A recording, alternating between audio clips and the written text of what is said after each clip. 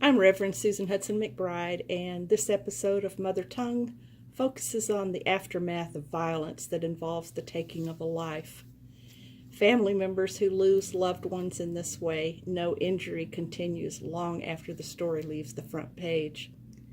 With us now are two people whose connection to this subject goes painfully deep. Sheila Clemmons Lee is a mother whose son was shot by a police officer. Also with us is Theeda Murphy, a crisis and trauma counselor. Sheila, if you would please start out and just tell us the story of how you got to where you are now and what happened that changed your whole life. February 10th was supposed to be a normal work day. I was at work and I got a call around 12:50 p.m. and it was from Tamika Lewis, who was at that time Jocques' girlfriend. And she was screaming in the phone, and I'm like, I can't understand you. What are you saying? So she finally calmed down enough to say Jocques had been shot. The police had shot Jocques. At that point, I hang up the phone.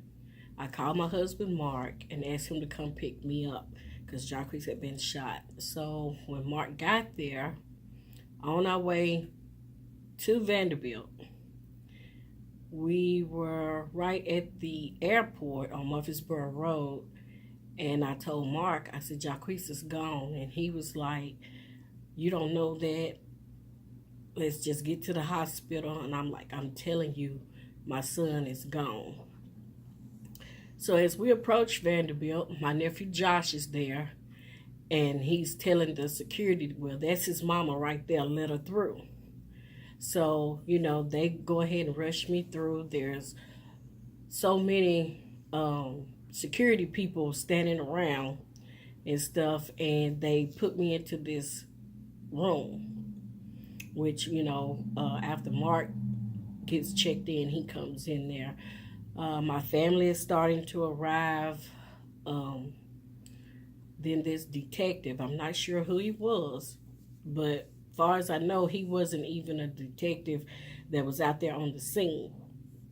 But he walks in the room and he starts asking me questions about Jocques. And then a few minutes later, the doctor comes in and he says that he did all that he could, but Jocques didn't survive. So at that point, I asked to go so I could ID Jocques' body. The detective told me that I couldn't do that. He had orders not to let anyone back there. And at that point, my brother Tony is there, who's a pastor, and he asked the detective if him and Mark could go since they wouldn't let me. And he was like, no, sir, I can't let you go either. I have orders not to let anyone back there. And I'm like, well, who gave that order and why we can't go? And he said, well, you'll be tampering with evidence. And I'm like, what evidence? He's dead. He said, ma'am, I just have the orders not to let anyone back there. So at that point, even before the doctor came in, my oldest daughter, Anita, she had came in screaming, talking about, why don't y'all tell my mama that her son is dead because it's all over the news. And they was like, nothing's over the news. She said, yes, it's all over the news. Jocques is gone. And after she says that, that's when the doctor walks in. Theeda, talk a little bit about, in a situation like this, what is going on? I can think of a half a dozen things right off listening to her story where healthcare providers and so-called caretakers did a lot of wrong things. Mm.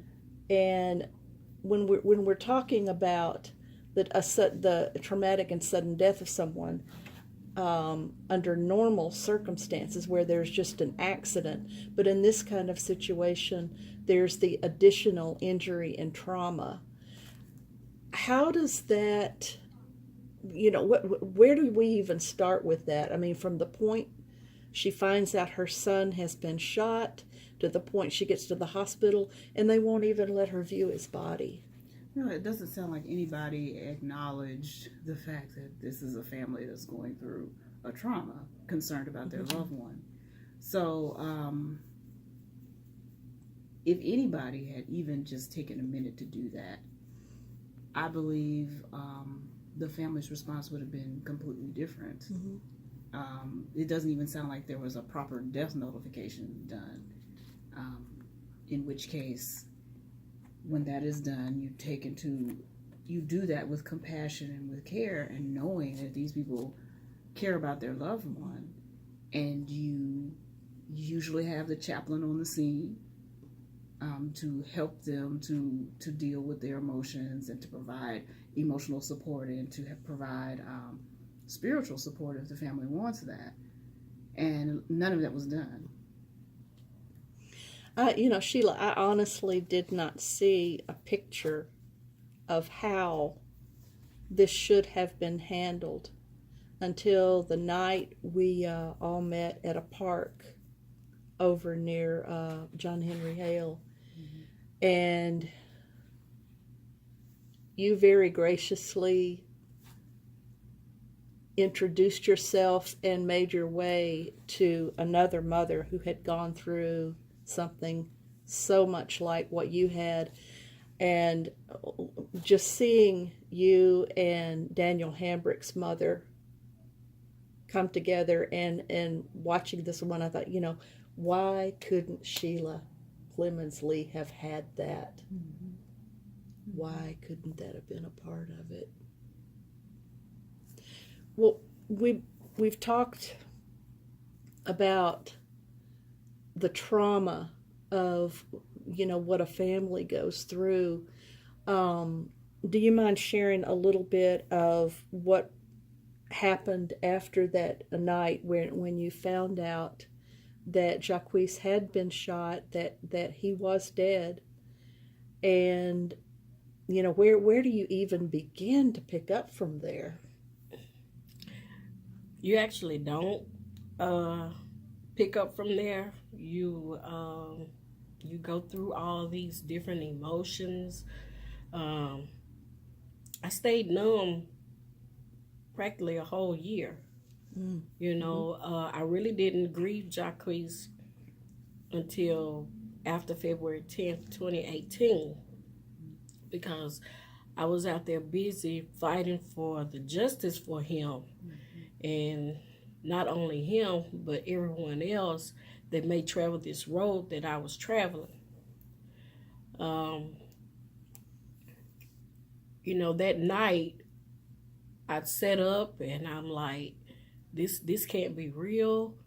This didn't happen. He's gonna call, and nothing, just absolutely nothing.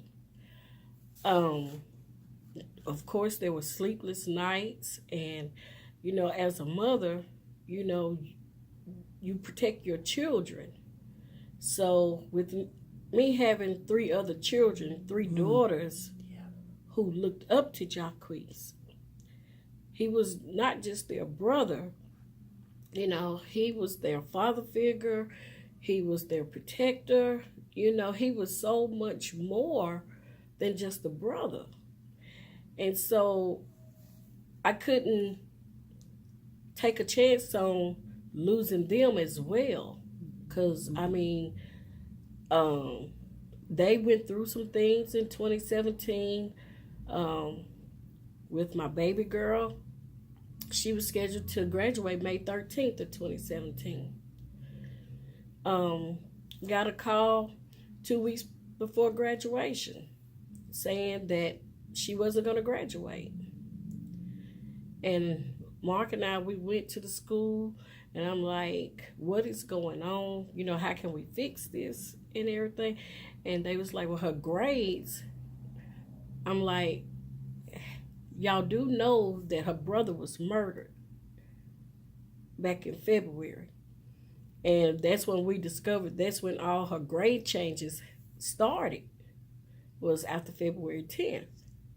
Had they not made that connection? They had not made that connection for whatever reason. So I was like, check her school records. From kindergarten on up to the 12th grade, you will see this is not her. And something should have registered with them, that something is off, set her down, talk to her, do something. But after they realized what had taken place, some of the teachers changed her grades, and then there was a few that made her do some extra work, not a lot, but some extra work, and she ended up graduating. But after graduation, she still wasn't at herself. She got to the point to where she was living like she was homeless. And people were like, hey, she's out here on these streets and she's on the street corners with signs and stuff. And I'm like, what? And that hurt me because I didn't know how to reach her to bring her back. And then whenever we would mention Jocques, she would just shut completely down, and be like, Bubba shouldn't have left me. That's what she called him, Bubba. And, he's the only one who cared. And I'm trying to tell her, Jocques was not the only one that cares about you. But in her mind, Jocques was the only one. So she basically just didn't care about living and, and stuff. And thank God she is not still out there. She is back to herself,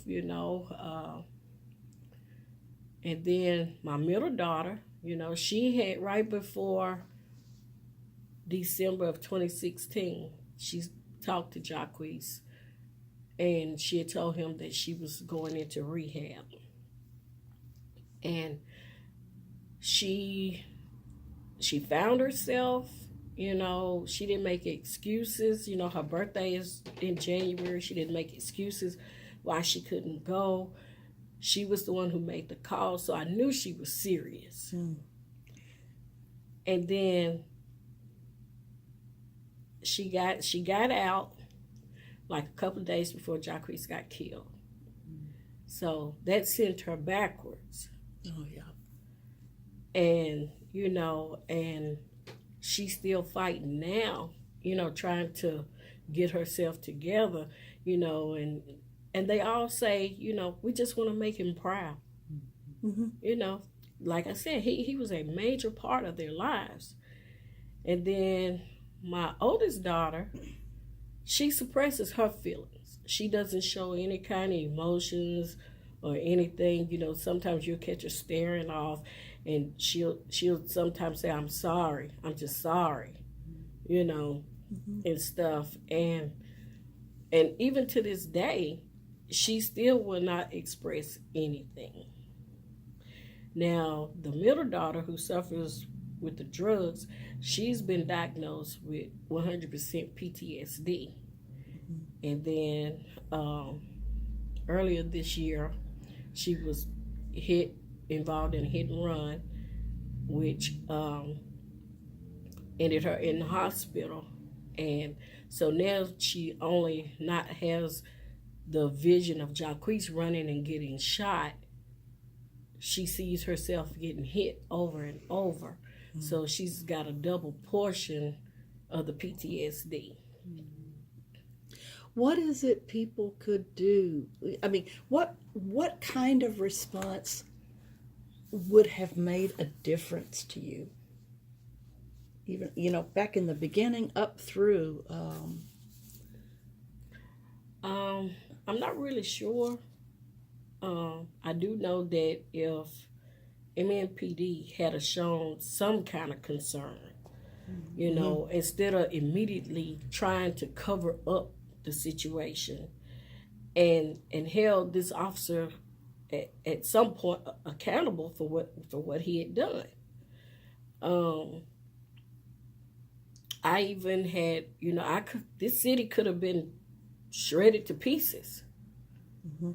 It could have been.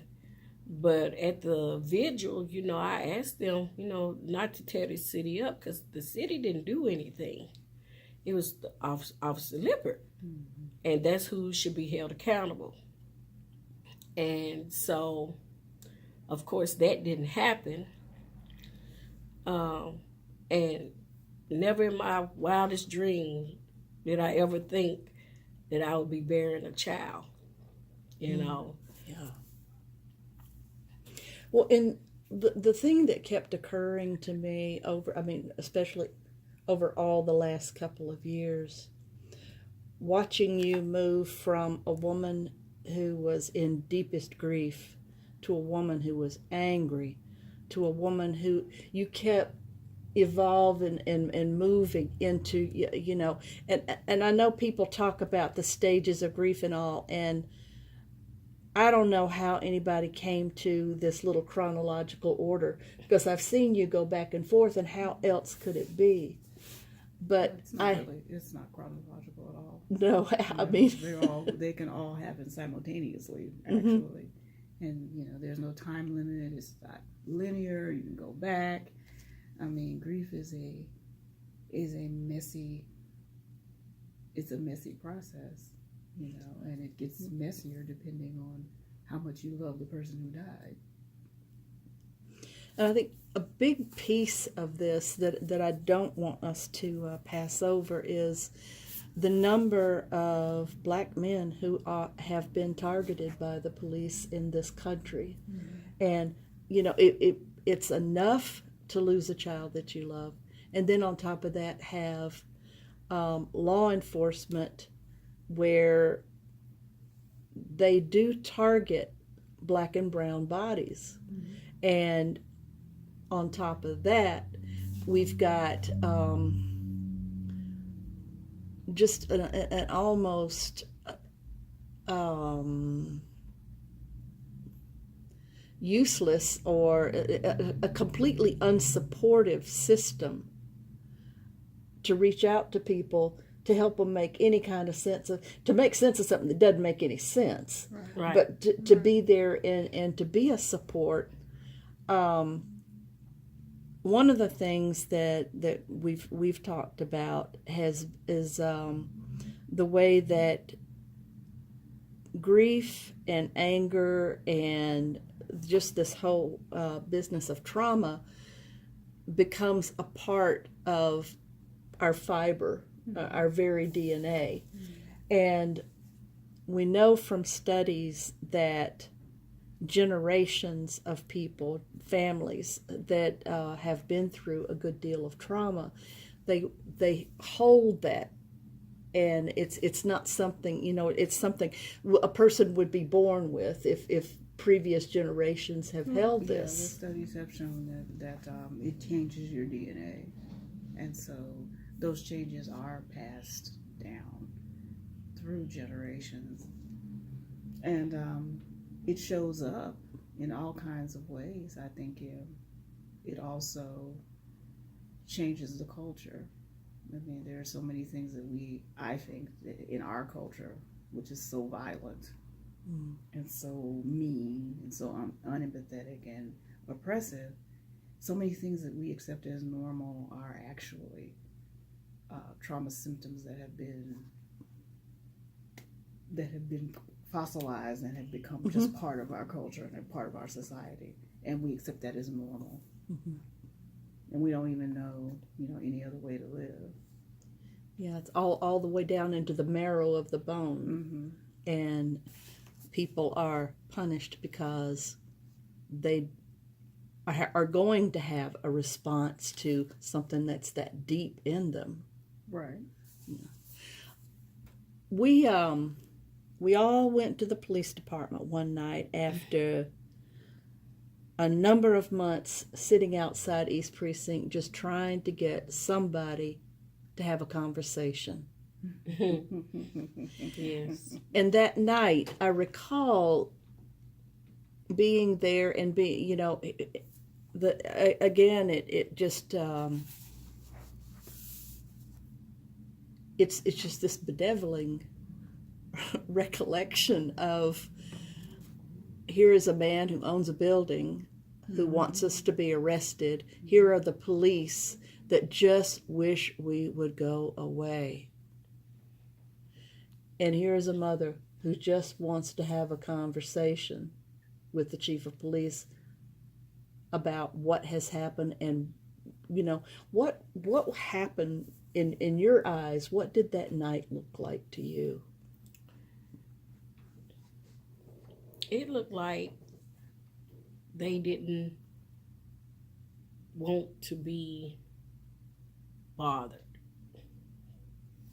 It looked like they didn't want to answer our questions.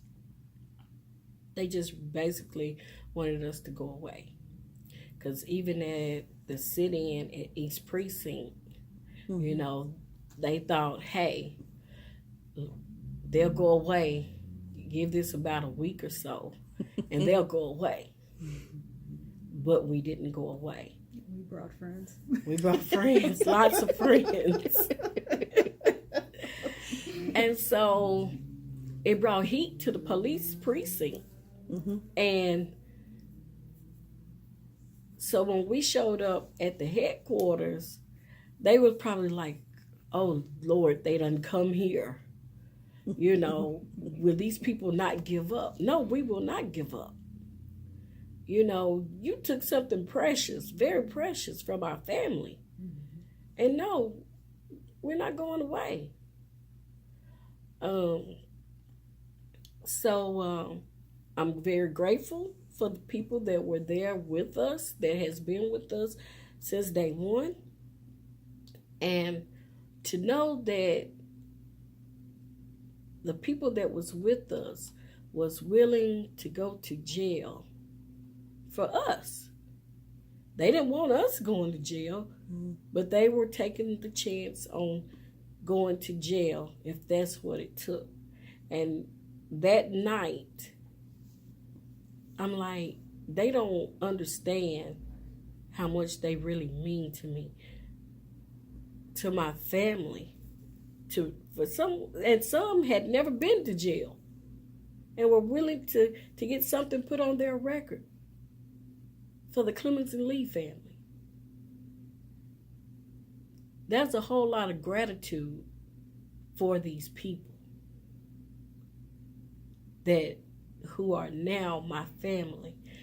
We met as strangers, but we're family. Mm-hmm.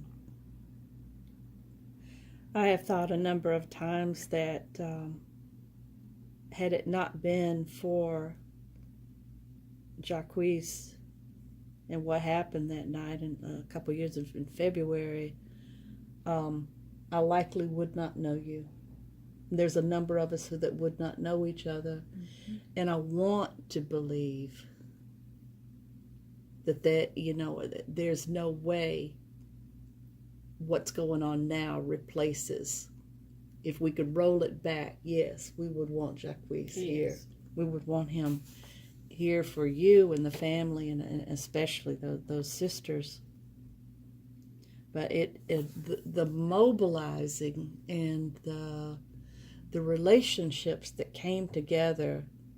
There were nights when I would drive up to the East Precinct and I would see all these people out here, and in the better part of the time it was the same people over and over and over. Dedication and love. Yes. I mean, it started out, people were just angry, and you are going to come out and talk to us. And then people dropping by hot chocolate, and then staying a while, and holding signs. And, why does it take something this horrible to happen before people will come together? That's a good question, because even out at the precinct, or during the marches and stuff, I often said, don't wait until it's your family before you get involved. Yeah. Right. Because it could have very well been your family. Right. And I think a lot of people held on to that. And I think that's why some, if not most, came out, because they thought, hey, this could be our family going through this. I think a lot of people did realize, I mean, Jacques was a member of this larger community, and when his life was taken, by extension, the ripples that other people felt, they realized this can happen again, and of course it did. Mm-hmm. And there again, every time I see you and Vicki Hambrick together, there's just, there's this camaraderie. There's this. It's like you're part of something that nobody wants to be a member of. Yeah. It's almost like a mother and child. Mm-hmm. I had, when I heard that Daniel Hambrick had been murdered by the police, I made it my business to get out there to meet Miss Vicki. Simply because that when Jacques was murdered, I had no one. And I needed Miss Vicki to know she was not alone. She had a mother that knew exactly how she felt, and that she had a team behind her, because I knew that the same team that formed for our family would also be the team to help the Hambrick family. And that's why when I gave my statement out there, I told them, Jacques and Daniel, they're one. They're brothers. And our family is now the Hambrick family. There is no Hambrick family over here and the Clemmons Lee family over here. We're one family. And, and I just embraced her, like she was mine, basically. Absolutely. I just embraced her. And, and we've been there since day one, even when they go to court and stuff. If I'm not available, Mark is there, along with, the other members of the coalition. They're there, letting them know they do have a support system. And at the precinct, I had told Miss Theeda and Jacola and Nicole and DJ, I'm like, I can't help Jacques. I can't help him. But what I was doing will help the next family. Then my son's death is not in vain. And so that's another reason why, I went to the Hambrick family, and because of the efforts that we were doing, changes were made. MMPD don't get another chance from here on out to mess up any investigation.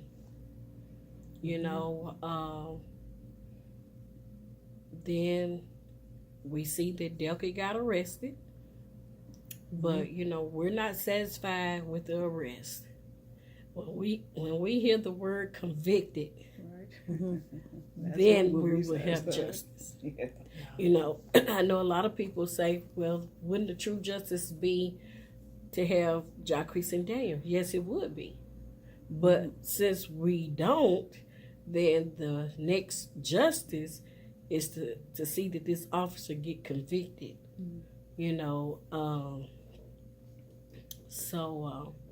also at the precinct, I remember Jason Lamb interviewing me. And he asked me, he said, if Officer Lippert was to walk out that door, what would you want him to say to you?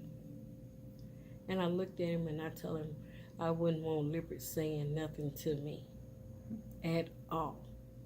But I would tell him I forgive him. He took my son, but I forgive him Because see, at that point when I said that word forgive, it's like this big weight came off of my shoulders. Mm. You know, I'm a firm believer of my God, you know, and that is how I make it each and every day, you know, trusting and believing in God, you know. Lippert will be held accountable. I do know that, you know, and he can't take Anderson. He can't take Megan Berry. He can't take nobody with him when his judgment day come. He's got to face this one all by himself. Can't nobody cover it up or anything. He's just going to be all alone, him and God, at his judgment day. And then, you know, as the years has passed, I think jail was too good for Lippert. Because here's his jail right here. Yeah. This is his jail. Every day he has to live with what he's done.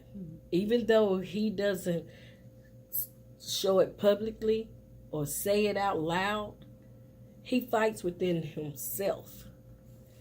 And that right there is my justice. A little bit of it anyway. Because that's something that he can't erase. That and making sure he doesn't get promoted. Yes. Yes. Yeah. Well, I appreciate you sharing so much, because I know, even though you've talked about these things on more than one or two occasions, and while it may bring some relief, I know it never really stops hurting. Right. And what I have seen from you is that your concern beyond yourself, when we serve others, when we make sure other people are getting what we would want for ourselves, there's something, you know, there's some sort of saving grace in that. And what I hope to do as we take this and continue the conversation in other videos, I hope we will bring this to a place where we can talk about more of a where to from here, and how we reach out to people in a meaningful way and in a way that doesn't create more harm. And what we can do, how we can deal with legislation, and what we can do for the future, for future children who are growing up that are also basically under the gun. And so I would just say,